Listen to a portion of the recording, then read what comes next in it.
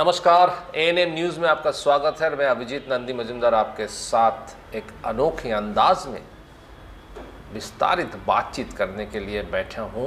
किसके साथ बातचीत करेंगे, किस विषय में बातचीत करेंगे, आपको बताएंगे। बताने से पहले एक चीज़ मैं बताना चाहूँगा। मैं जिस टेबल के सामने अभी फिलहाल बैठा हूँ, ये ऐतिहासिक टेबल सीवी रामन द्वारा इस्तेमाल किया गया टेबल है। इस टेबल के समेत बाकी चीज़ों को लेकर और चर्चा करेंगे। जी हाँ, हम हैं अभी यागायोग भवन में। हाँ, हमारे साथ हैं चीफ पीएमजी श्री नीरज कुमार जी। नमस्कार नीरज जी। नमस्कार। हमारे साथ बातचीत करने के लिए शुक्रिया, कीमती वक्त आपने निकाला है। बहुत व्यस्त इंसान हैं आप, और डाकिया के ज़माने में जिस तरह से पूरा पोस्टल डिपार्टमेंट आजकल काम कर रहे हैं, उसमें जाहिर सी बात है कि आप बहुत व्यस्त रहते हैं। सबसे पहले जो सवाल पूछना चाहेंगे, सबसे पहले जो जानना चाहेंगे कि ये जो सीवी रामन की टेबल है, इस तरह की ऐतिहासिक चीज़ें भरी हुई हैं पोस्टल डिपार्टमेंट में, इस बारे में थोड़ा सा आप दर्शकों के लिए थोड़ा सा और खुलासा कर दें। जी हाँ, कोई भी अतिथि जब हमारे यहाँ आता है, सबसे पहले उसकी नज़र इस टेबल पर पड़ती है, and then we have something to talk about. 1907 में सर सीवी रमन ने ऑडिट डिपार्टमेंट ज्वाइन किया था एज ए सिविल सर्वेंट, और उन्होंने डाक विभाग के ऑडिट के लिए उनकी पोस्टिंग हुई थी। तो इस तरह से उनका जीवन डाक विभाग से शुरू हुआ, और आगे तो आप जानते हैं द हिस्ट्री, विज्ञान के क्षेत्र में उन्होंने कैसे पदार्पण किया। उनकी ये जो मेज है, उनका ये जो टेबल है, तब से हमने बड़े सहेज के रखा है। और करीब 10-1 साल पहले इसको, जो हमारे महालेखाकार से संबंधित विभाग था हमारे यहाँ, वहाँ से ला के चीफ पोस्ट मास्टर जनरल के कमरे में इसको हमने थोड़ा रिफर्बिश किया, और तब से ये है हमारे पास। बिल्कुल, इस तरह की और चीज़ें, ऐतिहासिक चीज़ें हैं, खासकर जीपीओ जो हमने खुद जाना है, देखा है, हम लोगों ने बताया भी है कि फोर्ट विलियम, जो आज फोर्ट विलियम माना जाता है, that is not the original fort William. Fort William was the GPO, जो पहले ओरिजिनल फोर्ट विलियम जो कहना चाहिए वो जीपीओ था। और जीपीओ में ऐतिहासिक चीज़ें बहुत सारे हैं। तो उसको लेकर आपका आज के तारीख में what are your plans for the GPO आने वाले दिनों में? यस। जीपीओ का जो इतिहास है, वो हमारे देश का जो वो इतिहास का पीरियड जो ब्रिटिश हिस्ट्री के नाम से जाना जाता है, उससे लिंक्ड है। ये हमें कहना चाहिए कि जो ऑर्गेनाइज्ड पोस्टल सर्विस है, उसका इवोल्यूशन, उसका विकास, जीपीओ का अस्तित्व में आना, ये सब जुड़े हुए हैं।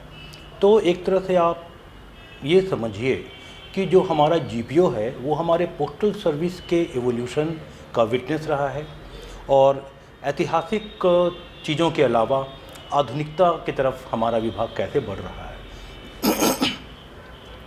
इस समूचे कालखंड को और इस सारे घटनाक्रम को अपने सामने होता हुआ देखने वाला ये जो हमारा मॉन्यूमेंट है, ये जो शानदार हमारी इमारत है जीपीओ की, वो खड़ी है। जीपीओ एक विशाल भवन है, दफ्तर है, और आप जानते हैं कि ये ओरिजिनल फोर्ट विलियम इसी जगह पर हुआ करता था, और पलासी की लड़ाई जो हुई उसके ठीक पहले फोर्ट विलियम पर आक्रमण हुआ था, और वो ध्वस्त हो गया था।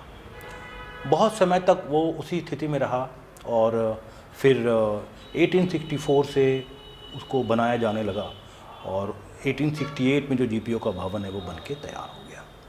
तब से जीपीओ का जो ये रूप है आप देख रहे हैं, इस रूप में जीपीओ 1868 से जो है वो खड़ा है। तो तब से उसके बाद पूरे भारत में डाक और तार विभाग के रूप में इसका जो है सेटअप हुआ, और डाक विभाग, डाकिया, डाक सेवा विभिन्न रूपों में इस देश में पूरी तरह से फैलकर और सेवा प्रदान कर रहा है। आज हमारे देश में 1.5 लाख से थोड़े ज़्यादा जो हमारे डाकघरों का नेटवर्क है, पूरी तरह टेक्नोलॉजी इनेबल्ड हो गया है। तो एक ज़माना जब था, जब हरकारा एक बर्छी लेके और कंधे पर झोला लेके जंगलों से गुजरते हुए डाक को ले जाता था। उसके बाद डाक बंगलों की अवधारणा हुई, और उसके बाद यातायात के विभिन्न माध्यमों को इस्तेमाल किया जाता था। पालकी पर भी डाक की बोरियां जाती थीं, नदियों में नाव से जाती थीं, बैलगाड़ी का इस्तेमाल होता था, और बाद में रेलगाड़ी वगैरह के आने से उनका इस्तेमाल होने लगा। 1911 में पहली बार एयर मेल का इस्तेमाल हुआ जब इलाहाबाद से नैनी के बीच में हवाई जहाज़ उड़ा के और हवाई डाक की शुरुआत की गई। भारत विश्व में ऐसा पहला देश था जब एयर मेल की शुरुआत इस तरीके से की गई। उन दिनों से लेके और आज डाक विभाग ने कई रूप देखे और आज डाक विभाग पूरी तरह टेक्नोलॉजी से लैस होकर आधुनिकतम डिजिटल टेक्नोलॉजी के द्वारा जनता की सेवा कर रहा है। मुझे ये बताते हुए आपको बहुत खुशी होती है कि जो हमारा पश्चिम बंगाल सर्किल है, जिसमें सिक्किम, पश्चिम बंगाल और अंडमान निकोबार भी शामिल हैं, जितने भी हमारे गांव के डाकघर हैं, सब जगह मोबाइल के द्वारा डाक सेवा देने की व्यवस्था हुई। उसके पहले रूरल आईसीटी एक इंस्ट्रूमेंट होता था, वो भी एक मोबाइल चिप बेस्ड ही इंस्ट्रूमेंट था। उसके बाद मोबाइल के द्वारा जो टेक्नोलॉजी के नए चरण में डाक सेवा देने की शुरुआत हुई है और हर एक ऐसे दफ्तर में मोबाइल फ़ोन का इस्तेमाल किया जा रहा है। और मुझे आपको बताते हुए खुशी हो रही है कि 7,200 से ज़्यादा मोबाइल फ़ोन का इस्तेमाल सिर्फ डाकघरों के द्वारा, गांव के डाकघरों के द्वारा समस्त डाक सेवाएं प्रदान करने में इस्तेमाल होता है। साथ ही साथ आपको जानकर खुशी होगी कि पोस्टमैन भी जो हमारे डाकघरों के पत्रों को और पार्सल की डिलीवरी करते हैं, उसमें भी मोबाइल का इस्तेमाल हो रहा है, जिसमें करीब 5,500 मोबाइल फ़ोनों का इस्तेमाल हो रहा है। तो अकेले हमारे पश्चिम बंगाल सर्किल में करीब 13,000 mobile phones are being used only to carry out delivery and other kinds of services. उसी प्रकार से आज अगर हमें देखना है कि कोई डाकघर खुला कि नहीं खुला, तो देश में हमारे निदेशालय में जो हमारा मॉनिटरिंग नेटवर्क है, उससे खबर हो जाती है टेक्नोलॉजी के द्वारा कि पोस्ट ऑफिस ने आज लॉगिन किया कि नहीं किया। तो लोगों को जान के हैरत होगी कि आज डाकघर खुलने को डाकघर के लॉगिन करने की शब्दावली से पहचाना जाने लगा है। और इस तरह से टेक्नोलॉजी का इतना प्रसार हो गया, आज हमारे सारे डाकघरों में 6,500 से ज़्यादा कंप्यूटरों के द्वारा, डेस्कटॉप कंप्यूटरों के द्वारा डाक सेवा दी जाती है। और अभी 7,000 से ज़्यादा हमारे जो गांव के डाकघर हैं, वहाँ मोबाइल से हम सेवा प्रदान कर रहे हैं।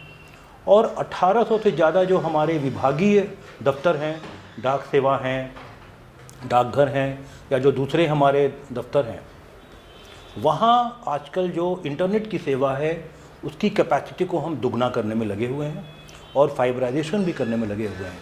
तो ये सब जो हमारी जो चीज़ें हैं, उनसे हमारी जो कार्यशैली है, हमारी कोशिश है कि टेक्नोलॉजी इनेबल्ड हो और जो भारत में एक डिजिटल संचार क्रांति है, हम उसके न सिर्फ हम उसमें शरीक हों, बल्कि हम उसके वाहक भी हों, हम उसके दूत भी हों और देश के कोने कोने तक, गांव-गांव तक उसके जो फल हैं, उसके जो सुपरिणाम हैं, वो जनता तक हम पहुंचा सकें। जी बिल्कुल। ये तो गई टेक्नोलॉजी के बाद मैं फिर दोबारा जीपीओ में आना चाहता हूँ, क्योंकि कलकत्ता की शान माना जाता है जीपीओ। तो इसमें इसको लेकर आने वाले दिनों में आपका क्या क्या परिकल्पनाएं हैं? जीपीओ, जैसा हमने बताया, जीपीओ का जो भवन है उसके 150 वर्ष हो चुके हैं जी। और जो जीपीओ की जो अवधारणा है, जब भारत में ब्रिटिश का पदार्पण हुआ, उस समय से ही 1700 से भारत के अलग अलग हिस्सों में डाकघर का जो ये आधुनिक रूप हम देखते हैं, पोस्ट ऑफिस खोलने की शुरुआत उन्होंने की। तो तब से आज तक जो जीपीओ और डाकघर की अवधारणा है वो इतनी पुरानी है। तो निश्चय ही जो जीपीओ है वो एक ऐतिहासिक संस्था है। वहाँ पर हमारे पास एक पोस्टल म्यूज़ियम है जहाँ के पुराने अद्भुत उपकरण रखे हुए हैं। आपको जान के बहुत खुशी होगी और हैरानी होगी। तो म्यूज़ियम जो है, उस म्यूज़ियम में क्या बाहर के लोग, स्कूल के बच्चे, इन लोगों को आप आने देंगे या इनको सैर कर सकते हैं वो म्यूज़ियम? हाँ, ज़रूर ज़रूर। जीपीओ का जो म्यूज़ियम है, पोस्टल म्यूज़ियम, वो बाहर के लोगों के लिए खुला है। और मुझे खुशी है बताते हुए कि जो शौकिया हेरिटेज वॉक करने वाली जो हमारे नागरिक हैं, प्रबुद्ध नागरिक हैं, वो भी आते रहते हैं। और अनेक लोग जो इतिहास के उत्साही हैं या जो डाक टिकट कलेक्ट करने वाले हैं, जिनकी अभिरुचि डाकघर में है, और साथ ही जो कॉमन टूरिस्ट्स हैं जो आते हैं, वो हमारे पोस्टल म्यूज़ियम में आते हैं। और हमारा जो हमारी पोस्टल हिस्ट्री है, उसका बहुत अच्छा रिप्रेजेंटेशन है वहाँ पे। जी उसको बिल्कुल। देखते तो हैं। ये एक तरह से ये कहा जा सकता है कि जीपीओ को you will open to tourist भी कर सकते हैं आने वाले दिनों में, so that people can come in and also take a look at the wonderful artifacts of GPO. इसमें कोई संदेह नहीं कि GPO is a wonderful building. It's one of the most iconic and magnificent buildings of Kolkata. Not only Kolkata, it is one of the heritage buildings of our country. It is a heritage building. तो GPO का जो ये कि जो शानदार बनावट है, इसका डोम है, इसके कोरिंथियन पिलर्स हैं, तो ये आप दुनिया में जो अपने वेटिकन और सेंट पीटर्स जो कैथीड्रल है, जो जो अनेक इमारतें हैं, आपको उसकी सिमिलैरिटीज में दिखेगी। और तो इसका आर्किटेक्चर जो है, इसका जो साइज़ है, इसकी जो एक इसका जो पर्सोना है, ये अपने आप में इसकी विराटता को दिखाता है। जी। और साथ ही साथ जो डाकघर की गौरवशाली परंपरा है, जी उसको भी दर्शाता है। जी तो जीपीओ में लोग आते हैं, जीपीओ की खूबसूरती को निहारते हैं और देखते हैं। जी बिल्कुल। अब मैं दूसरा एक सवाल पूछना चाहूँगा कि आने वाले दिनों के लिए आपके सामने 3 टॉप प्रायोरिटीज़ क्या है? अगर 3-4 टॉप प्रायोरिटीज़ कहा जाए तो कमान संभालने के बाद आपने बहुत सारी चीज़ें की हैं, बहुत सारी चुनौतियों का सामना भी करना पड़ रहा है, मगर प्रायोरिटाइज़ के हिसाब से 3-5 चीज़ें क्या आप करना चाहेंगे? पश्चिम बंगाल जो हमारा डाक परिमंडल है, जिसमें हमारे 3 प्रांत हैं, सिक्किम है, पश्चिम बंगाल है और अंडमान निकोबार है।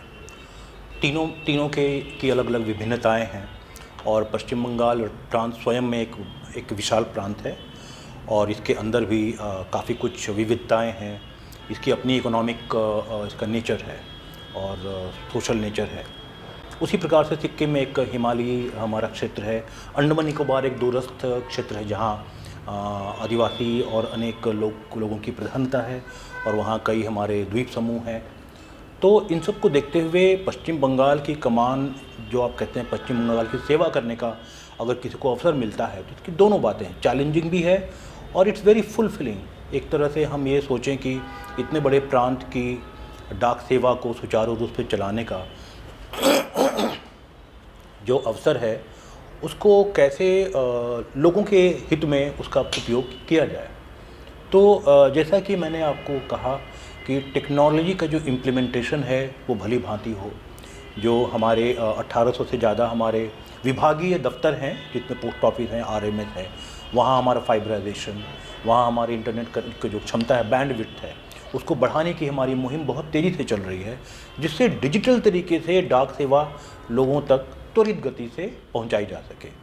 साथ ही में हम सब जानते हैं कि कहीं भी जो इकोनॉमिक एक्टिविटी होती है, लोगों की आय बढ़ती है, लोगों की खर्च करने की क्षमता जब बढ़ती है और लोगों की आवश्यकताएं जब बढ़ती हैं, तो और साथ ही साथ इंटरनेट और मोबाइल का जो पेनिट्रेशन है, जो भारत में रिवोल्यूशन हो रहा है, इस सब के मिलने से ई कॉमर्स की वृद्धि होती है। ई कॉमर्स के साथ साथ लोगों की जो खरीदने की जो एक्टिविटी वो बढ़ती है, तो उससे हमारा जो पार्सल बिजनेस है उस पर प्रभाव पड़ता है। तो आजकल के ज़माने में इंटरनेट और मोबाइल के पेनिट्रेशन के बढ़ने की बदौलत और जो भी इकोनॉमिक एक्टिविटीज़ बढ़ रही है गाँवों में, शहरों में, छोटे शहरों में, तो हमारा जो स्वरूप है कि गाँवों में और छोटे शहरों में हमारी प्रेजेंस स्ट्रॉन्ग है और जो लोगों की डिमांड है पार्सल की, उसके मैच हो जाने से हम किस परफेक्ट तरीके से लोगों की पार्सल की डिमांड को फुलफ़िल कर सकें, उसके लिए हमारे विभाग ने भी बहुत प्रयास किए हैं। जैसे डाकघर में पार्सल के काउंटर हों, उसके लिए हमने भी ये प्रावधान रखा है कि बड़े बड़े डाकघरों में पार्सल के अलग काउंटर बना दिए जाएं। पार्सल की सेवा बड़े डाकघरों में शाम तक और रात तक हो, कहीं के 9 से 10 बजे रात तक भी आप अगर जाएंगे पार्क स्ट्रीट में और कुछ बड़े डाकघरों में पार्सल बुकिंग होता हुआ आपको मिलेगा। हम ये भी कोशिश कर रहे हैं कि शीघ्र ही 24 घंटे पार्सल बुक हो, ऐसा भी हो जाए। अब अगर पार्सल को बुक करने आप जाते हैं तो उसकी पैकेजिंग एक बहुत बड़ा चैलेंज है। पार्सल पैकेजिंग के भी हमने सेंटर्स खोल दिए जहां मशीनें हैं, पार्सल के पैकेजिंग के सामान हैं। तो हमारी प्रायोरिटी है कि हमारे लोगों की जो ये आवश्यकता है ये पूरी हो, साथ में उन्हें हर बार डाकघर नहीं आना पड़े पार्सल बुकिंग करने के लिए। तो अभी हमने पश्चिम बंगाल में 17 प्लेसेस में मोबाइल पार्सल की सेवा उपलब्ध कराई है, जहां गाड़ियों में, डाक गाड़ी में हमारे लोग जाते हैं और on the spot parcel book करके लोगों के पास से ले आते हैं। तो किसी को अगर डाकघर ढूंढने में, डाकघर में लाइन में खड़े होने में या स्वयं समय निकालने में कोई सुविधा होती है तो वो हमसे कांटेक्ट करें। इसके लिए हमने पार्सल हेल्पलाइन भी जो बनाया है, that is something that will be share with you. So you call on parcel helpline, our people will be contacting you, and most likely if you need, they'll be going to you and booking your parcel right at the same time. इसके अलावा हमारी भारत सरकार ने आयात निर्यात नीति में इसका ये प्रावधान किया कि डाकघर से निर्यात को बढ़ावा दिया जाए। और डाकघर से निर्यात की सुविधा तो थी, लेकिन सभी ज़िलों में कम से कम ज़िले में, हर जिला मुख्यालय में कम से कम ऐसा हो कि एक डाकघर जो है जिसको डाकघर के द्वारा निर्यात करने की सुविधाओं से लैस किया जाए, जहां उसके बारे में जानकारी, उसके बारे में डॉक्यूमेंटेशन करने में लोगों को हेल्प हो। इसको डाक निर्यात केंद्र की अवधारणा के रूप में लोगों के बीच में लाया गया। तो हमारे पश्चिम बंगाल सर्किल में भी 33 डाक निर्यात केंद्र हैं जहां से ये काम चल रहा है कि अगर कोई बडिंग एंटरप्रेन्योर है या कोई छोटा व्यवसायी है जो ये चाहता है कि उसका सामान दुनिया के कोने कोने में जाए, लेकिन एक्सपोर्ट करना एक बहुत सारी फॉर्मेलिटीज़ होती है। छोटा मोटा व्यवसायी एक्सपोर्ट हाउसेज से कांटेक्ट करे और शिपिंग एजेंट से कांटेक्ट करे, ये सब उसकी चैलेंजेस होती हैं। तो डाकघर निर्यात केंद्र में it is a post office. हमारा पोस्टल स्टाफ उनके पास जाके उनके लिए इंपोर्ट लाइसेंस जो है वो बनाने में हेल्प कर देता है, और जो एक्सपोर्ट के डॉक्यूमेंटेशन होते हैं वो बनवा देता है, और उसके बाद वो पार्सल बुक कर दे। उस पार्सल को उठा के हमारे यहाँ कलकत्ता में फॉरेन पोस्ट ऑफिस है। तो ये ना सिर्फ पार्सल बुकिंग नहीं, ये इंपोर्ट एक्सपोर्ट लाइसेंस के साथ साथ बाकी जितने सारे डॉक्यूमेंटेशन है, सब कुछ डाक कर्मियों ने छोटे व्यवसायियों को मदद करेंगे, यही वो कहना है। बिल्कुल, एब्सोल्युटली। तो ये हमारी ये मंशा है, हमारे ये गोल है कि एक्सपोर्ट के लिए अधिक से अधिक जो उद्यमी हैं, एमएसएमई जितने भी जो लोग हैं एक्सपोर्ट करना चाहते हैं अपने सामान का, जिसका पार्सल करना पॉसिबल है, उसके लिए हम हैं। तो डाक निर्यात केंद्र की यही अवधारणा है। तो ये हम लोगों की प्रायोरिटी है। इस तरह से जो चीज़ें हैं इसमें हमारा प्रयास चल रहा है। जी बिल्कुल, बहुत बड़ी बात आपने कही है। 24 घंटा parcel booking, it's itself is a major सुविधा जो आप लोगों के लिए आप आगे ला रहे हैं। साथ ही साथ उद्योग के लिए, छोटे उद्योग के लिए इंपोर्ट एक्सपोर्ट लाइसेंस से लेकर सब कुछ मदद करना, डॉक्यूमेंटेशन मदद करना, ये एक बड़ी चुनौती है छोटे व्यवसाय के लिए, जो आपने जो सुविधाएं इनके लिए लाए। धन्यवाद नीरज जी, आप हमारे साथ ये बड़े चीज़ें शेयर करने के लिए, खासकर जीपीओ के बारे में बातचीत करने के लिए। और इस तरह की उद्योग हमेशा लोगों के लिए इट्स वेरी वेल मीनिंग रहता है, और लोग, जाहिर सी बात है कि लोग इसमें सुविधाओं का उपलब्ध और आनंद उठाएंगे। जरूर, थैंक यू। नमस्कार, आप देखते रहिए एएनएम न्यूज़, और आने वाले दिनों में भी इस तरह की बहुत सारे इंटरेस्टिंग इंटरव्यूज देके आपके सामने हम लोग पेश आएंगे। नमस्कार।